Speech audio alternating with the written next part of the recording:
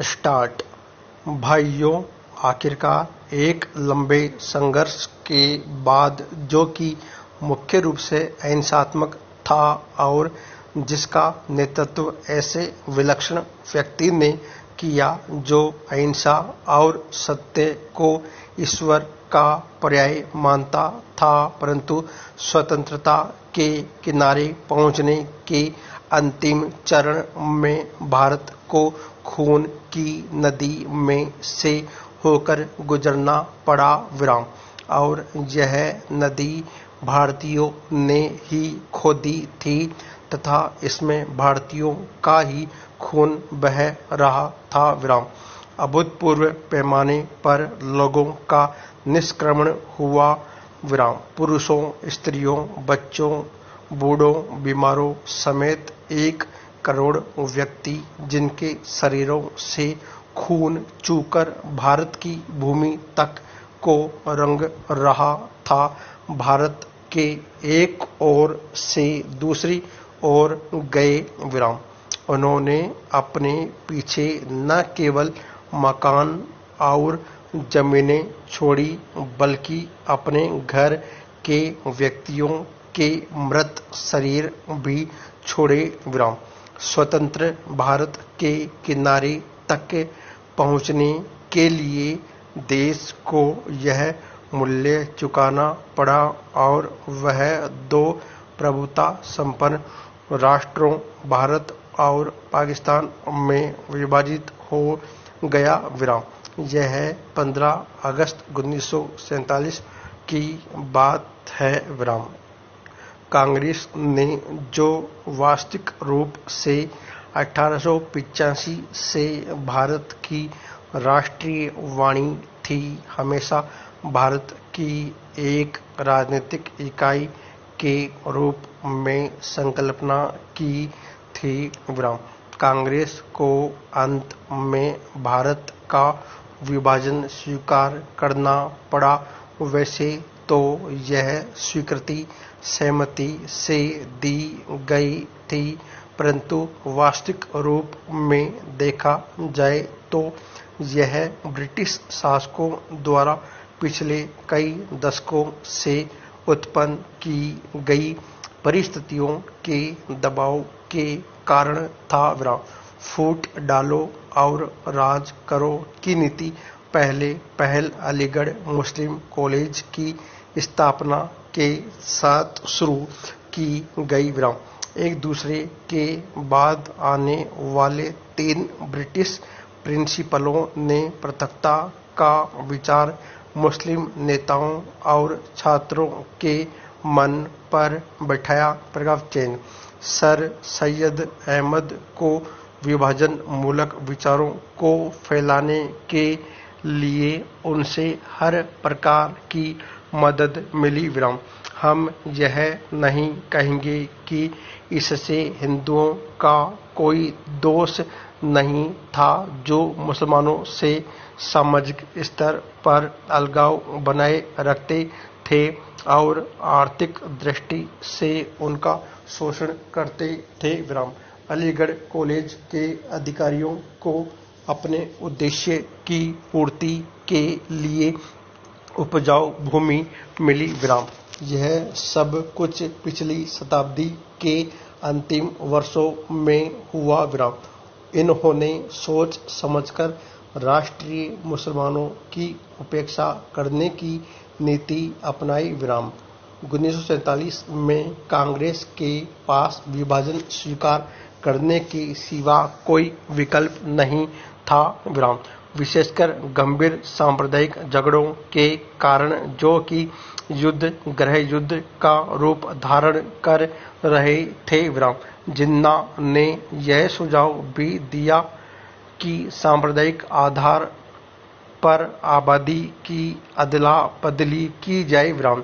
शायद वह बेहतर समाधान होता, क्योंकि इससे शायद वे क्रूर कृत्य न होते जो बहुत लंबे काल तक पड़ोस में रहने वालों के साथ उनके पड़ोसियों ने किए। विभाजन को स्वीकार करते हुए कांग्रेस ने 15 जून 1947 को दिल्ली में एक प्रस्ताव पास किया जिसमें अंतिम बार भारत की मूलभूत एकता का आग्रह किया गया था। इसमें कहा गया था, पिछली 2 पीढ़ियों के श्रम और बलिदान की नहीं बल्कि भारत का विस्तृत इतिहास और परंपरा भी इस मूलभूत एकता की साक्षी है। Paragraph change. भाइयों, भूगोल, पर्वत और समुद्र ने भारत के स्वरूप का निर्माण किया है। कोई मानव संस्था इसके आकार को बदल नहीं सकती और न ही उसके अंतिम लक्ष्य में बाधक बन सकती है। आर्थिक परिस्थितियों और अंतर्राष्ट्रीय मामलों की लगातार मांगों के कारण भारत की एकता और भी आवश्यक हो गई है। भारत के जिस चित्र को हमने अपने दिलों में संजोया है वह सदा हमारे दिलों और दिमागों में रहेगा। कांग्रेस समिति गंभीरता से यह विश्वास करती है कि जब वर्तमान भावनाओं की उत्तेजना समाप्त हो जाएगी तो भारत की समस्याओं को उचित परिप्रेक्ष्य में देखा जाएगा और भारत में 2 राष्ट्रों के अस्तित्व के झूठे सिद्धांतों को समाप्त कर दिया जाएगा और सभी इसका त्याग कर देंगे। सामान्यतः राष्ट्रीयता जातीय, भाषाई तथा भौगोलिक तत्वों पर आधारित होती है, परंतु इस्लाम का अलग अस्तित्व है जो अन्य धार्मिक वर्गों में मिश्रित नहीं होता।